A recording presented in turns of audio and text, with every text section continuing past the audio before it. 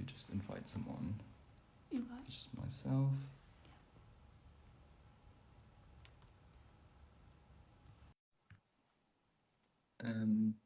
Hi everyone. We're just going to be a second. Actually, have moderators. When you joined, did you put Oh, right, okay.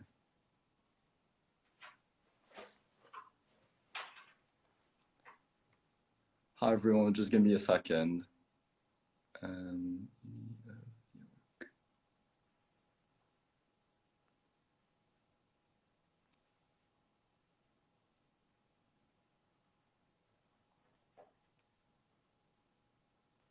Do you want to go check if...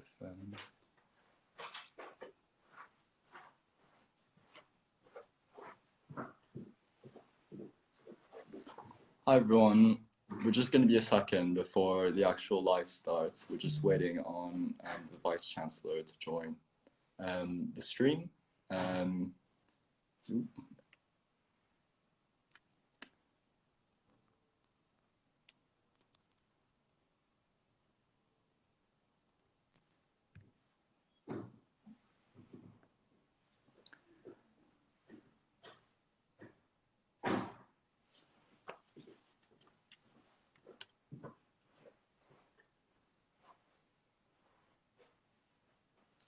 Yeah.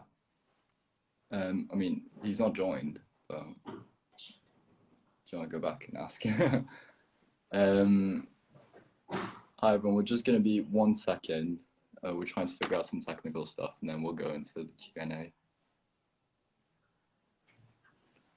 Someone's asked the question, is tonight jazz night at Vanbrugh Arms? I'm going to be honest, I have no idea. You might have to check the YUSU website.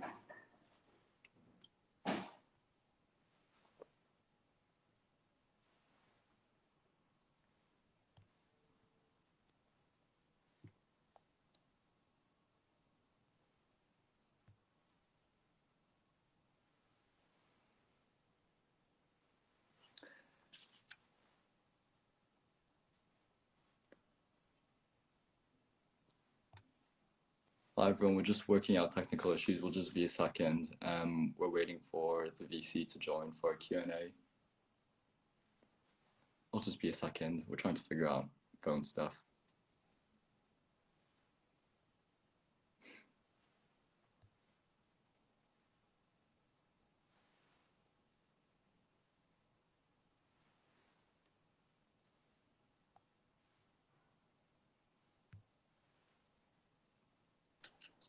There he is. You sat comfortably.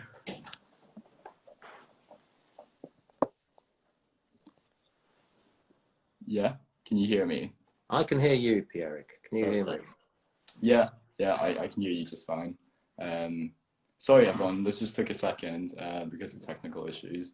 Are we okay to start? Yeah, cool. Right, thanks for coming. We've just got a few questions for you, and obviously take your time to answer them.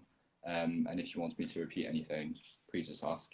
Thank you very much, Pierrick, and thanks for the opportunity to speak in this way. It's a novelty for me on Instagram Live, but yeah, I know students will have anxieties and concerns about industrial action, and I hope I can do something at least to assuage some of those in the next few minutes.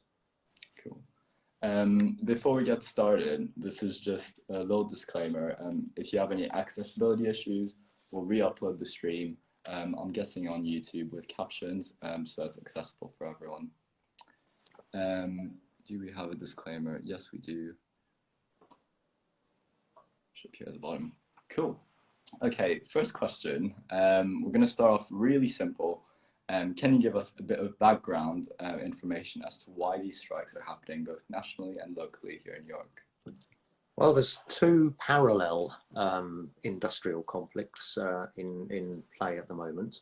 One is about pay and conditions. This is a process which we have annually as a grouping of universities, 147 universities around the country, with the various unions represented on campus. And the issue there is partly about the level of pay given cost of living pressures. But there are also some concerns about working conditions in universities. Second thing is about pensions, which is something which happens more on a 3-yearly rhythm when the pension fund's assets and what it needs to pay out are calculated. And that led in the last round to a reduction in the benefits of members. And the dispute there is about the follow-on to that concern about lost benefits. Right. So these strikes have been going on for a good 3-4 years now. Do you believe these disputes will ever be resolved? And what solutions are you personally advocating for? Well, I think we have to find a way of resolving them. It's very difficult because they're both national disputes involving lots of universities, and all of the universities need to come to an agreement, and that can be difficult to find. But I do worry that in the last years, the two sides in this at national level, where those negotiations happen, have come to talk past each other rather than with each other.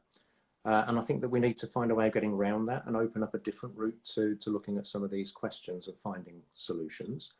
That's what I'm working on at national level. I wrote something in the Financial Times recently, some of those listening may have seen it, where I suggested that we're getting stuck in very, very near-term issues, and we're not looking at the deeper drivers of these disputes.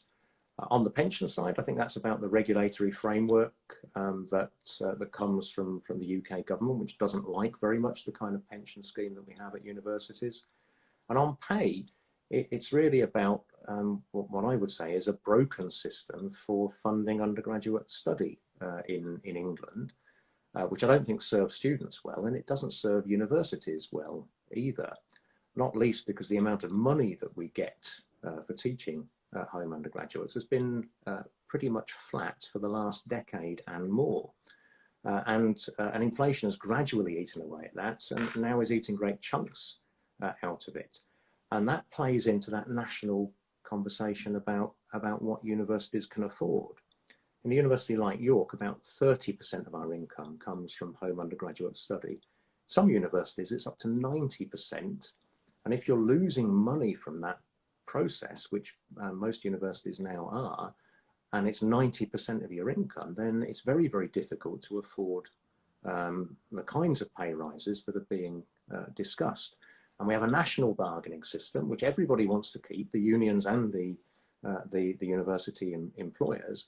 And if you have a national process where some can't afford things, then it kind of stops the rest of it.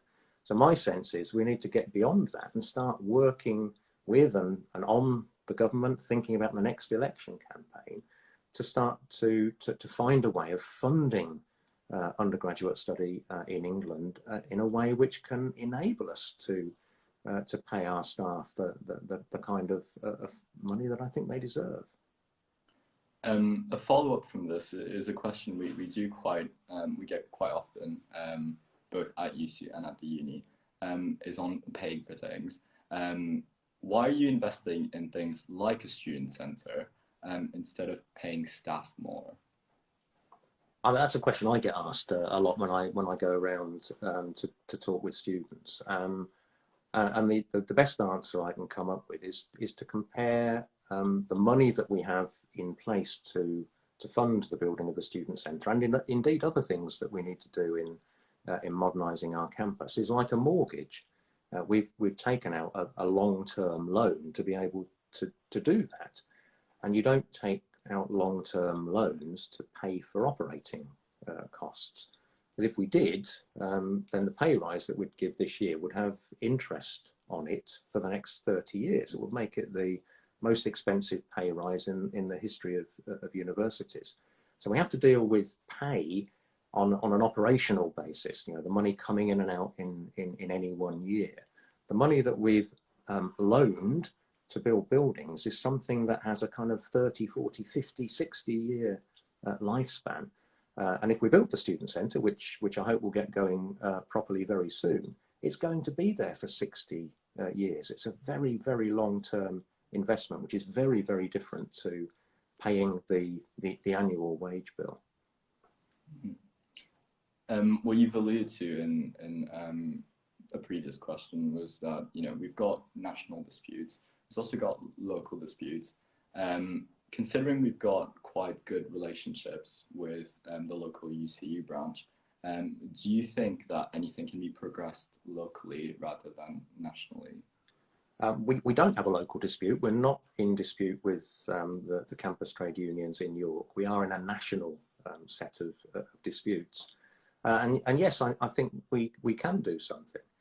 I talked about there being a pay and conditions dispute, and we talk a lot about the headline rates of pay, but those other issues, the conditions of employment, are also really important. And I think one which has caused most concern over the last few years is what's often called casualisation or precarious employment, practices which don't give people job security or the kind of contracts that long-term employed staff have.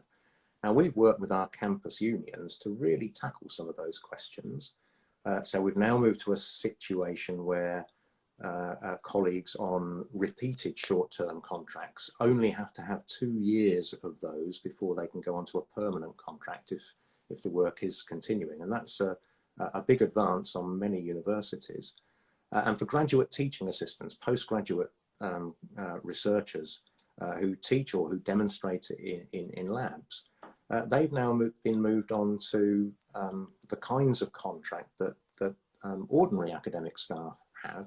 So with all those things like certainty of hours, like sick pay, like holiday pay, I think we are, if not there already, introducing maternity pay provisions to that and so on. So I think we can. I think we're well ahead of most universities on these issues. And one of the things I'd like to do is to think of ways in which we can take that into the national debate, working with our campus unions. There is I think a kind of sideline of negotiation opening up at the moment at the national level with the UCU, where both sides are saying, well, we think we need to find the right kind of forum to talk about these things, so we might move to national agreement on them. Well, I hope that we can be part of that and play a big role in it. In the second half of the Q&A, so we've just covered the dispute itself and what you're trying to do. In the second half, I kind of like to focus on how this is going to impact students directly. And that's going to come with a loss of teaching, obviously, with the strikes. Patchy is the best way to put it. Well, questions just come in about this, so I'm going to move questions around a bit. And this one's going to be about complaints. So how is the university ensuring adequate, timely communication with students on industrial action? And how is the university making students aware of its complaints process, particularly in relation to compensation? We are making sure that in pretty much all of our communications to students, there is a link to our FAQs on industrial action, which has information on all sorts of things, but including those processes which are open to students who are dissatisfied by the consequences of industrial action in the next few weeks. So on that issue and on any other issues of uncertainty, we won't be able to cover everything in this conversation. Please go to those FAQs. There's lots of them, and we'll add to them as and when students bring other issues to our attention. We look very much for a kind of two-way communication process where we provide as much information as we possibly can. Pierrick, you know that during those industrial action weeks, we'll be talking regularly with you and your colleagues. We'll be talking regularly with elected reps in departments to understand the issues that are being experienced by students so that we can then respond. So FAQs and good communications. So as I said, teaching is going to be affected. It's likely that assessments as a result of it are going to be affected as well. What mitigations is the university, are you trying to put in place to ensure continued learning and appropriate assessment content, as in anything that's not taught isn't best? Okay, and if you don't mind, I'll come to that in a moment, but I'll step back for a bit because you do see reports in the press saying universities are going to be completely closed down by industrial action. Let me say that's not the case. Industrial action is taken only by members of the union which have a mandate to do it, which is the UCU at York. Something like 25%, perhaps 30% of our academics are members of the union. Not all of them voted for industrial action. Not all of those who did will necessarily take it. The impacts vary very much by department, but they also vary within departments. Some colleagues take action, others don't. And because we have a lot of days of action ahead, I'm imagining that some colleagues may take action on some days, but not others. All of which is to say that the effects will vary an awful lot and can't be predicted because nobody has an obligation before action to tell us. So one of my big pieces of advice is go to your classes. Even if you've got uncertainty about them, go to them because they may well happen. You may well have a period in some areas of the university where you see no effects of the industrial action. Others will be more fully affected, which is where I come on to the point you came in with around assessments. It is a long established practice now that if an area of learning is lost to industrial action, there is no requirement to be assessed on that area of learning. Now, normally that will be handled by simply not having it on the assessment. Sometimes it might be handled by having a very, very big choice of things so that there are plenty of alternatives. But the principle remains that if you haven't had the teaching and learning around a particular issue, you have no requirement to be assessed on it. Moving swiftly on, what happens to money that's withheld from striking lectures? Now, I already know the answer to this question, but it'd be good to get you to explain to people what happens to money that's withheld from pay. Oh yeah, so the process, once people have taken action, they're required to notify us at the university, and then the money for that day of work will be taken out of the next available pay packet. It accumulates into a fund, and then we talk with our students' unions about what to do with that fund. Now, Pierrick, you probably know more about the detail of this than me at the moment because you're talking with one of my colleagues, but I understand that the priority for any such fund established in the next weeks is to use it to support the measures we're developing to help students manage the cost of living pressures they now face. Our penultimate question now.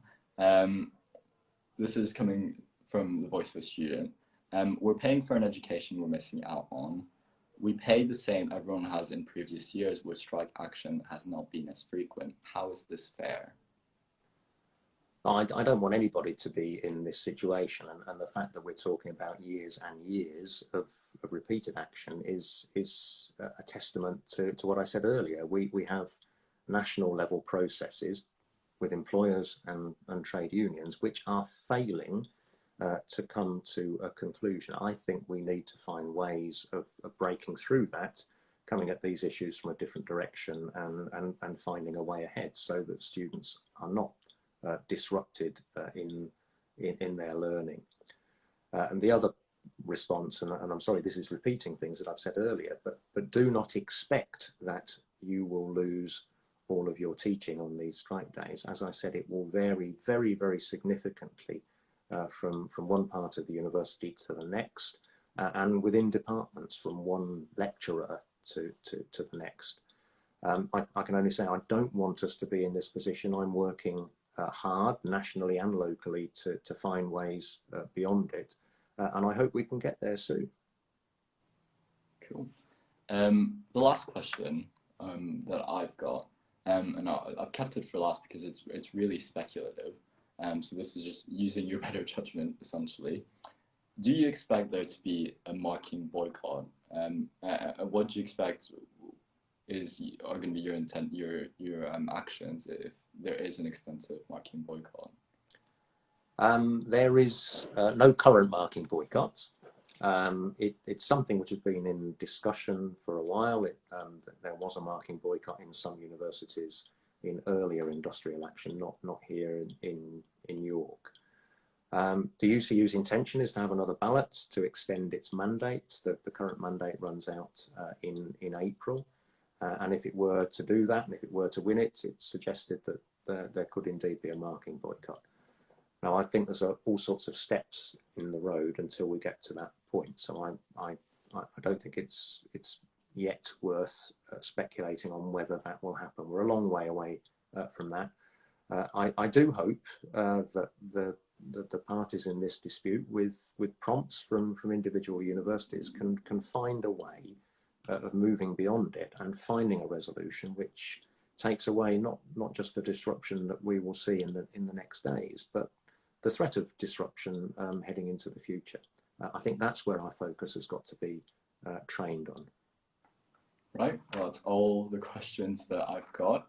I just want to say thank you for taking the time to actually come on here and talk to people. It's much appreciated. Thanks. As a final note to everyone watching, if you did have accessibility issues, the video will be downloaded and then re-uploaded onto other platforms with captions in mind. So that's just that. If you do have accessibility issues, there will be a copy available for you later on in the future. But yeah, thank you, Charlie. Thanks. Bye-bye. Bye.